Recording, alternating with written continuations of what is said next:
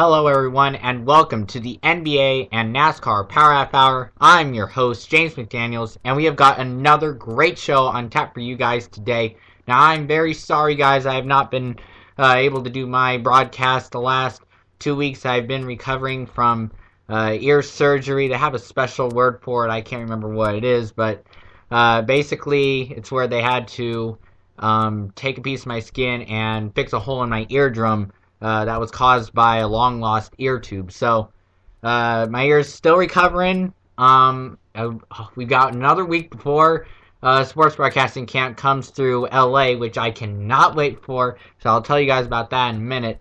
But the only reason I'm worried about my ear is because the plane ride down to LA is going to be a little harsh because my ear couldn't even take about 2,500 feet.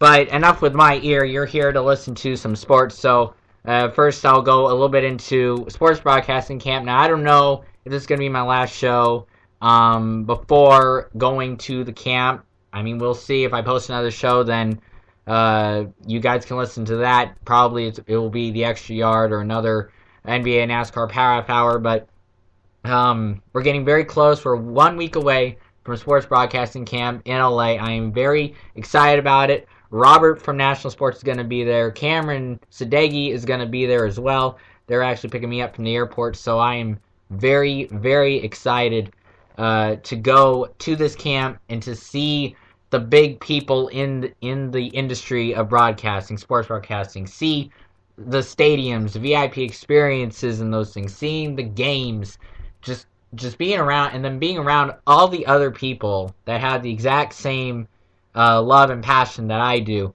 So I am really excited about it. I will be updating from all my different social media, from Instagram to Facebook to Twitter, just sending pics and videos all throughout the week, because it's 1 week that, I mean, I've been looking forward to this week for a while, probably around a year. I've had to give up a lot of money to go to this camp for 1 week, 5 days. But it's going to be really, really exciting. It's going to be probably one of the greatest weeks of my entire life up to this point. So I'm very excited about that. So let's now get to the actual professional sports part of my show. Now, since I've been gone for 2 weeks, there's been a lot of news that's happened in the NBA and NASCAR world. It's so much that I probably can't get all to it within a half an hour, 35 minutes. So I can't get to all of it, but I will talk about the main things that have happened over the last 2 weeks.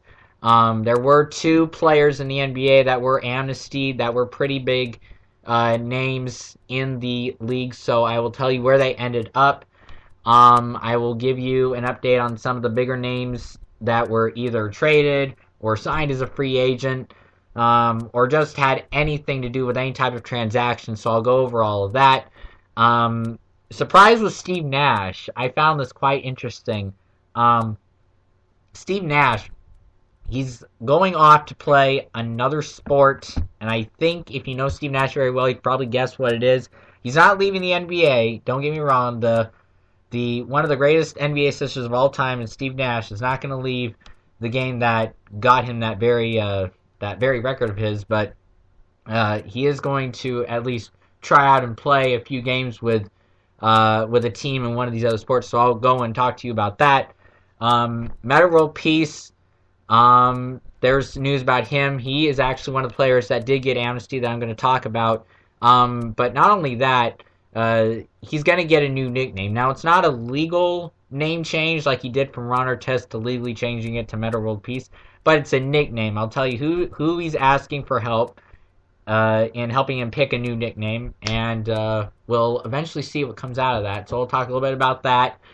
Miami, their amnesty player that I will talk about, they already have a replacement for him. I read a little bit about this. He seems like he'd actually be a pretty good replacement for Mike Miller, but I think Mike Miller is a pretty good basketball player, especially from shooting long distance shots like threes and stuff. So we'll see. I'll go in a little bit about that, who the Heat are planning to replace Mike Miller with. And then I'll go into NASCAR a little bit. NASCAR, Of course, we're past midway through the season. They did strike a new deal with one of the big broadcasting corporations. I'll tell you who they signed it with. So I'll get into that. Otherwise, there is some other NASCAR news that I will get to as well. I'll go through the NASCAR Sprint Cup standings, as well as probably one of the most popular, funnest, most talked about races that we've seen in quite a while. With the Truck Series happened just this last week, actually Wednesday, so not too long ago this happened.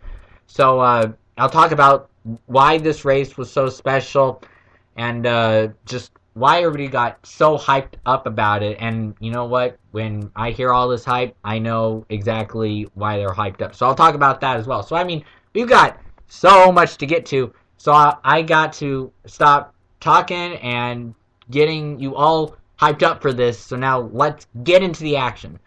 So I've set it all up for you. So now let's get to the transactions of the NBA. We'll start off with that. There ain't too many transactions to speak of right now in the NBA in terms of actual trades. Now, of course, there's trades when it comes to free agency and just regular transactions like signing free agents and rookies and stuff. But in terms of actual trades that didn't have to do with free agency, there is not much on there right now. So I will not get into that. But I will talk about some of the other free agency that's going on. One of the big names that we talked about last time that was going to come up and make a decision was Monte Ellis. Now, the Sacramento Kings had already missed out on Andre Iguodala, but their reasons, I think, were legitimate enough to say, yeah, I can understand why they didn't go for him. I mean, they did go for him, but they pulled their offer back, and I understand why. Monte Ellis was another one that was going off for the Kings, but he was also looking at the other teams as well. Ellis, he eventually signed with the Mavericks. He left the Bucks. Of course, we all know Ellis from when he was at Golden State, and then, like I just said, he was on the Bucks. Now he's officially signed with the Mavericks, so that, I think, is probably going to be a good match for him. Dallas has always been one of those teams they've always loved outside shooters. Whether you're talking about Dirk Nowitzki or Jason Terry or Jason Kidd, they all love three-pointers, and I don't know why. For some reason, they love shooting guards who can just blaze it from outside. But Ellis can do that. Now, is he going to be a good point guard? We'll see. I mean, his passing's not as great as it probably could be compared to some other point guards in this league, but I mean, if he signed with the Mavericks and the Mavericks went after him, then there's obviously a reason the Mavericks went after him.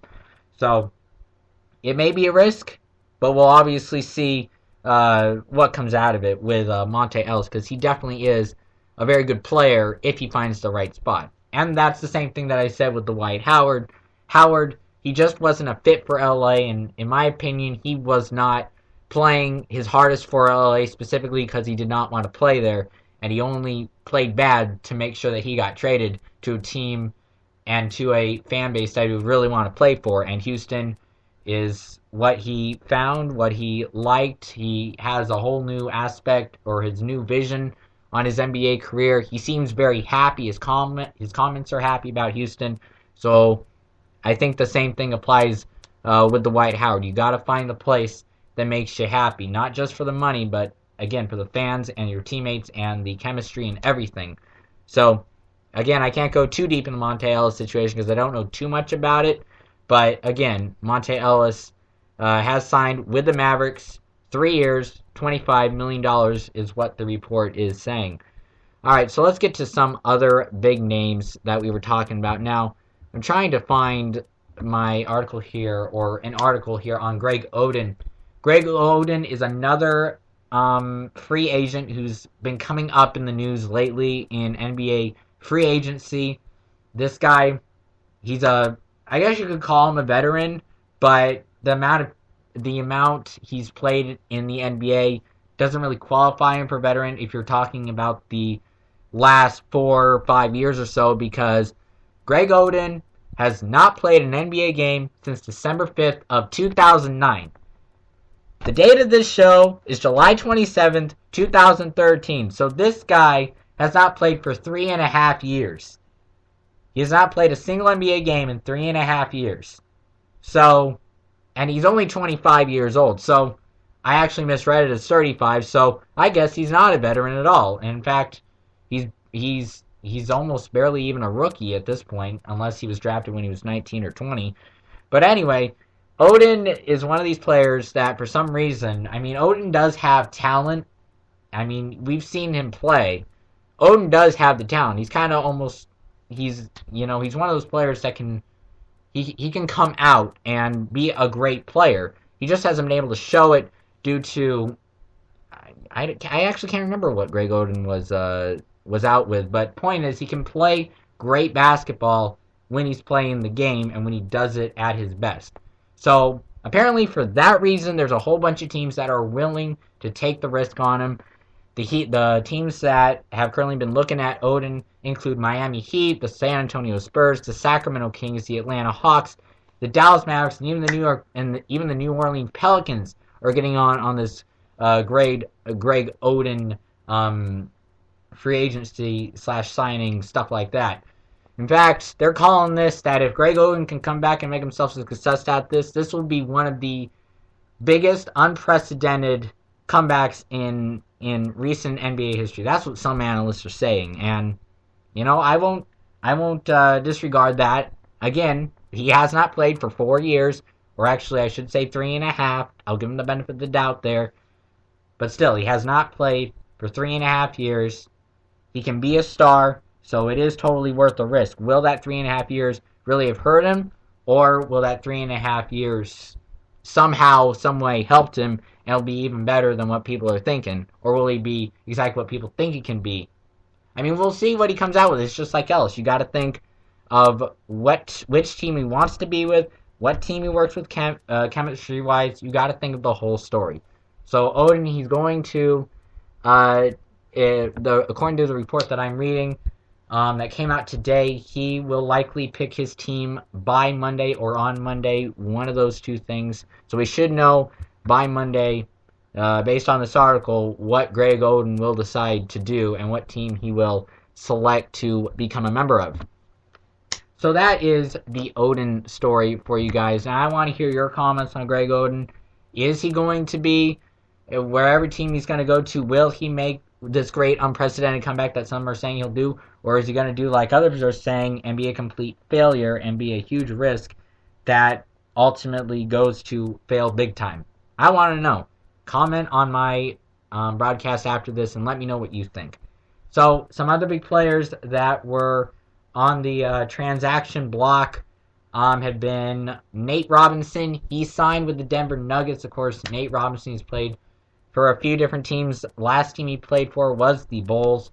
So now he's in Denver, and I think Nate Robinson is going to make a very, honestly, I think, based on what I've seen Denver play as, I think Nate Robinson is going to make a very, very good teammate chemistry-wise to the Denver Nuggets. So I think a really, really good move by the Denver Nuggets to sign Nate Robinson. Let's see some other players. Let's see, going down the list here. Monte Ellis again. Jermaine O'Neal. Yeah, he's still in the league. Last time I remember Jermaine O'Neal, he was on the Indiana Pacers a long time ago. I don't know where he's been in this league. He's just not been as popular as the other O'Neal. Of course, we all know Shaquille O'Neal is the O'Neal we always think about. I'm actually surprised by that. I haven't seen Jermaine O'Neal for quite a while in anything basketball, so that actually kind of shocks me to see his name there. Interesting. Let's see what other people have gone down the list. Aaron Brooks, he's re-signed a 1-year contract with the Houston Rockets. Of course, Aaron Brooks, a past Sacramento King, so I do know a little bit about that. Let's see. Andrew Bynum, as we all know, went to the Cleveland Cavaliers, and I had somebody actually on with me last show, I believe, to talk about that. Ray McCollum is signed with the Kings. Of course, Ray McCollum was the later draft pick by the Sacramento Kings in the last NBA draft. Let's see. So that was some of the bigger free agents on there. Or not free agents, but just daily transactions that were going on. Free agency tractor. Let's get back onto the free agency tractor. See who else we can find. Bargnani, I believe he got traded. or actually, I do know he did get traded, but I can't remember to what team. I do know, though, that Camby did go to the Toronto Raptors as part of that trade. Or no, excuse me on that. Camby, the Raptors bought out Marcus Camby, so that's completely opposite of what I just said. So, excuse me on that. So Camby's not going to re-sign with the Raptors. Raptors buy out Camby, so they don't have to sign him again. All right, so let me look at the story here so I can get this right, because I knew this had to do with Bargnani. So this is the words from CBS Sports. 39-year-old big man, and we're talking about Marcus Camby here, was traded to the Raptors a few weeks ago in a deal that sent Andre Bargnani to the Knicks. And then Camby was set to make $4.3 million last season. But by waiving him, the Raptors shave a little salary off their roster as well as open up another valuable roster spot. Camby now has the opportunity to try to find a contender, as a long-time vet doesn't have much interest in playing for a rebuilding team. Or he could simply retire, which seems to be a very real option. Now, this is all from CBS Sports, the article on it. So basically what happened was Camby went to the... Now that I read this article, I can understand what exactly happened, because I knew it had to do with Bargnani. Camby went to the Raptors as part of that Bargnani trade that sent Bargnani to the Knicks. And then Camby has now been released and bought out. And now Camby has the option to either go to another team or to retire. So that's up to him. We'll have to figure out where he goes. But right now, his resume, I guess you could say, is not the greatest. He only averaged 1.8 points, 3.3 rebounds in 24 games last season with the Knicks. So that's not very good numbers at all. So we'll see where Camby ends up. But right now, it's clear he's not going to return to the Raptors. All right. So that was another free agent, or no, not a free agent, but just another player in the whole skedaddle of transactions and just all the crazy off-season moves that every team does. So we went over Odin, we went over Ellis, we went over Camby. So those are some of the big names that happened when I was away. Now let's get to some other name. Now let's get to from the free agency and the transactions and the trades. Let's get from that over to amnesty players. Now there are two big players that did get amnestied. I already mentioned Metta World Peace has been amnestied by the Los Angeles Lakers. He signed a deal with the New York Knicks, so he's going to go over there now. So now the Knicks have actually got a very, very scary looking lineup, if you ask me. They're going to be a really bad force to reckon with next season. Now, granted, Metta World Peace is going to have to perform a slightly bit better than what he's been doing with the Lakers, and I don't even think this is a possibility based on how we've seen World Peace all these years, including that 2004 brawl, Malice at the Palace. I think we all remember that. He would have to fix his attitude, I think, a little bit, but honestly, that's probably not going to happen after seeing World Peace all these years. He hasn't fixed it, so I doubt he's going to fix it. So anyway, New York Knicks, he's been traded there. Then there was some speculation that he was legally going to change his name. This got everybody up and crazy. They're like, Metta World Peace is going to change his name again, legally change his name. It had everybody wondering, what is he going to legally change his name to again? Well, Ron Artest, Metta World Peace, whatever you want to call him, legally it's Metta World Peace, but we all know him as Ron Artest. Half of us at least do anyway. Ron Artest put on his Twitter, or Metta World Peace again. I'm used to calling him Ron Artest, so that's just me. But anyway, Metta World Peace put on his Twitter that, I'll actually just quote it for you instead of trying to explain it. He said, quote, "Don't believe anyone who said I'm changing my name again. I am letting fans give me a new nickname. I am not legally changing my name. I'll be picking my new nickname from a fan in 2 weeks. Go to MettaWorldPeace.com or MWPWorkout.com, subscribe, and submit a new nickname for me. Good luck." And he did this throughout 3 different tweets. So, and then at the end of "submit a new nickname for me, good luck," you end the quote. End quote.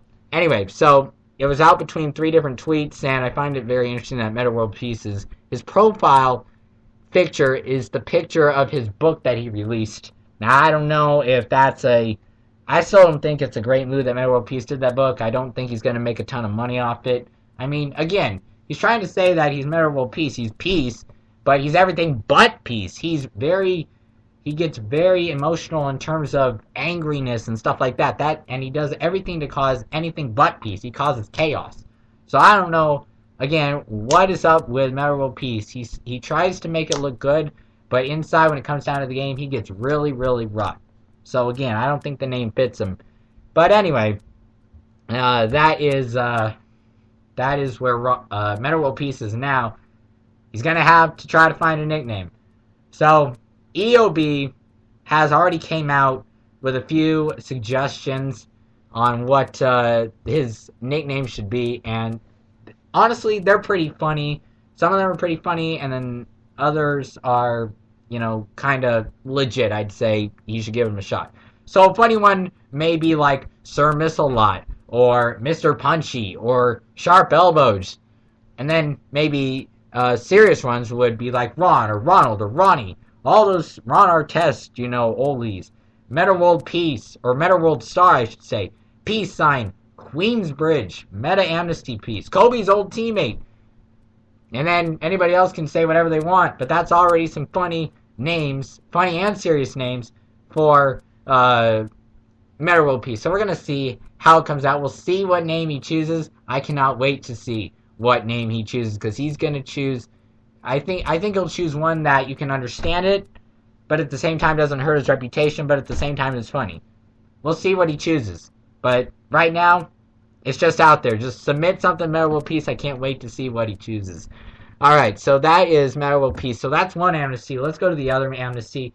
Now, the other amnesty was on Mike Miller. Mike Miller, of course, is from the Miami Heat. He has now signed a deal with the Memphis Grizzlies. Of course, Mike Miller did play with the Memphis Grizzlies in his past, so he knows the fans. He knows the society around Memphis. So I honestly think it's just, common sense that it's probably going to be a good fit for him back in Memphis. I mean, it sounds like he wants to be there, and he's been there before, so he does know exactly what's going on there. So that is Mike Miller's situation. But now you got the Heat. The Heat got rid of a good three-point shooter / backup shooting guard, or just a backup long-distance shooter when they got rid of Mike Miller. So who are they gonna use to replace Mike Miller? Let's see here. I'm just thinking very closely on what the name could be. James Jones. James Jones is the guy the Miami Heat are going to put their money on to replace Mike Miller. Is it a good move or is it not? It surely sounds from the Miami Heat perspective that they made a very good move in getting rid of Mike Miller and bringing in James Jones. Now, James Jones, in his defense, he is a very good long-distance shooter. All right, he did win the NBA three-point contest at All-Star Weekend back in 2011. So, granted, he can shoot threes. I mean, obviously, if you win a contest like that against the best three-point shooters, it shows you have the range, obviously. And it wasn't just a spurt. Now, exactly what his role would be with the Heat is mostly known at this point, I would say. Now, this is from USA Today. I will read you the quote from the story about what the Heat are planning to do with James Jones as a part of the Bosch and the James and the Wade offense. So here's what USA Today had to say about it. It says, quote, "And while some things about the Heat approach will certainly change next season, one basic tenet will remain the same. Heat coach Eric Spoelstra will try to keep LeBron James, Dwayne Wade, and Chris Bosh surrounded by shooters. Ray Allen will be one of them, and Jones would figure to now be one spot closer to the regular rotation." So that's a very good sign for James Jones. And James Jones, just seeing what I've seen on this article on James Jones, it sounds like he could be a very good, legit player. I mean, maybe not a front starting line, but he definitely sounds like he'll be a very, very good backup in terms of being like an off the bench rotation guy. Seems like he'll be very good. Now giving him, I wouldn't give him the benefit of the doubt if we were just going on how he played last season, because last season he only played 38 games. He logged in more than 10 minutes in 6 games and averaged 1.6 points in that extremely limited amount of action. That ain't a lot of points. And now, granted, it's not a lot of minutes either. And granted, it's not a lot of minutes in a lot of games. And granted, it's not a lot of games at all. But still, an average only 2 points. That's a little bit low if you're paying a guy $1.5 million. Now, granted, this is basketball, and $1.5 million for a year for that is basically the lowest you can probably go.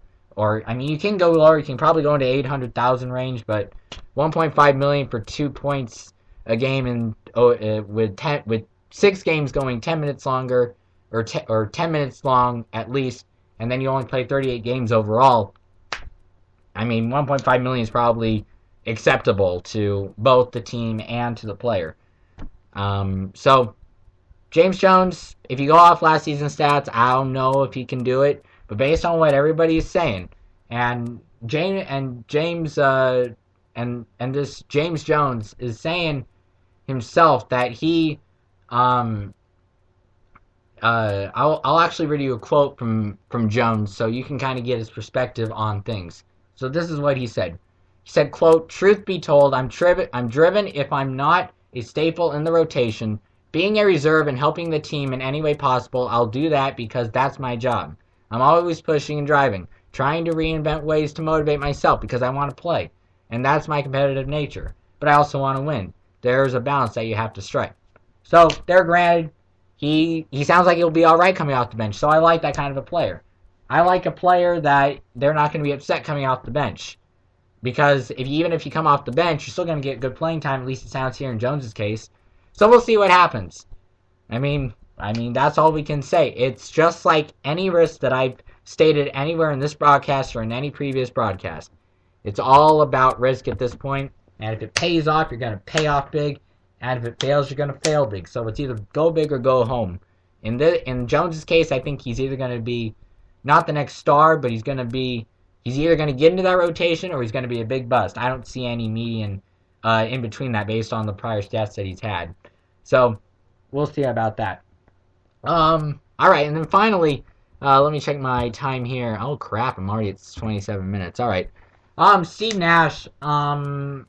Steve Nash, of course, we all know him as being one of the greatest assisters to ever play the game of basketball.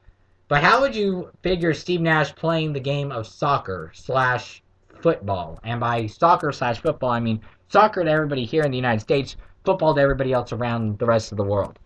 So, and this is not a joke, guys. Steve Nash is actually going to try out for a soccer team. And the soccer team, the name is Inter Milan. And he says this team is a very, he says it basically means a lot that he could try to play on a team like this because they've got so much history. And so I'll read you the excerpt right now from the Associated Press where the news broke about Steve Nash going to be doing this. So, quote, "The Los Angeles Lakers guard and two-time NBA MVP will have a tryout of sorts Tuesday with Inter Milan just before the team opens play in the Guinness International Champions Cup tournament that's coming to the United States starting next week. The tournament pits 8 club teams from around the world, with a winner to be crowned in Miami on August 7th. It's a dream to come true to get a chance to try out. Not just to try out, but to take the field with Inter Milan, one of the great storied franchises in professional sports. I feel like a little kid," Steve Nash told the Associated Press. Tournament officials said the tryout will take place in New Jersey 2 days before Inter Milan opens and the Guinness event in Indianapolis against Chelsea. Now Nash expects to be feeling a fairly ramped up level of nervousness when he laces up his cleats for that training session. "It's going to be a lot higher than it is playing basketball for sure," Nash said. "I still get nervous for basketball games from time to time. When I get out on the court, I don't get nervous. But before, to go there with guys that I look up to and watch play, it's definitely going to raise the nerves. I'll be really nervous and really excited." So, end quote. So that's the end of the Associated Press release.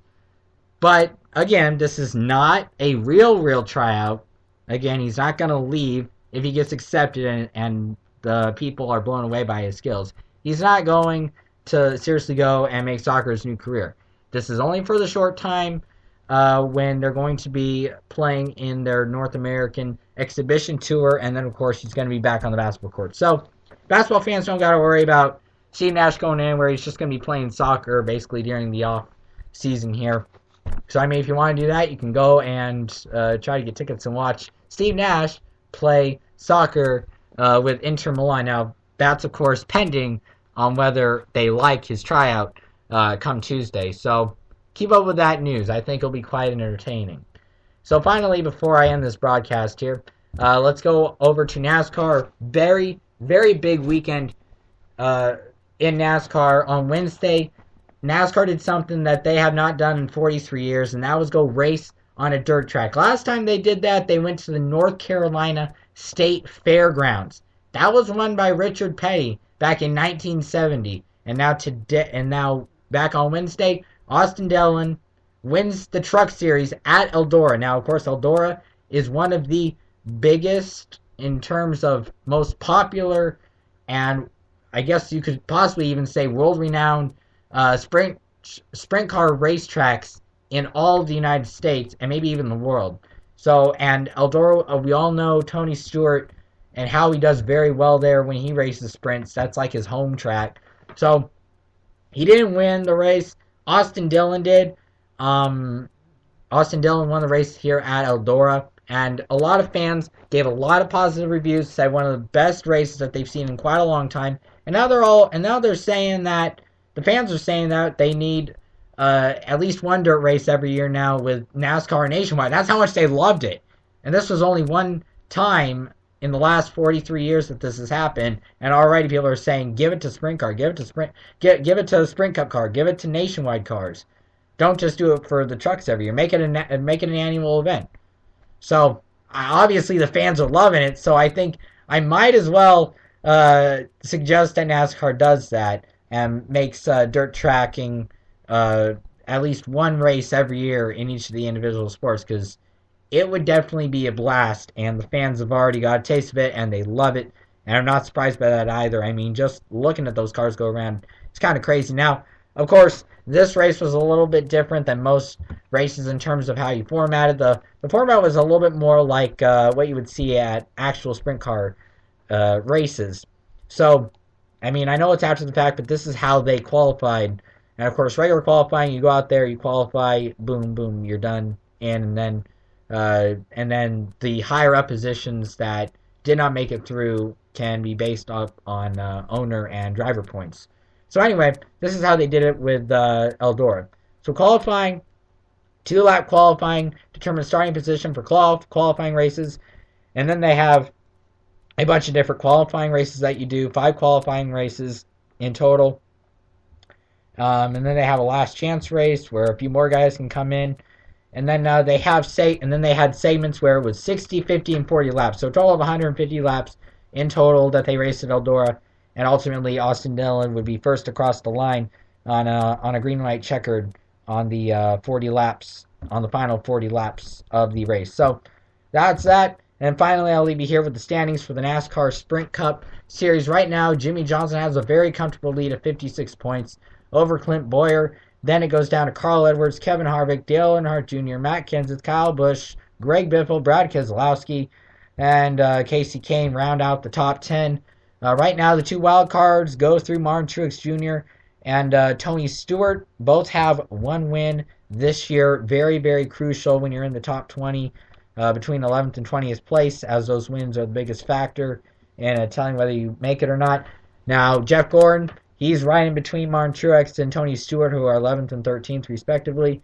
Jeff Gordon, he hasn't had a win yet, but he is only 2 points away from taking a spot out of Casey Kane's hands. So, I mean, these points are tight. I mean, these points are really, really tight. So, I just don't know what to say. This is going to be one freaking exciting finish to the regular season of NASCAR with a few races left to go before the chase. Everything's going to get so shuffled up. It's really, really close back here.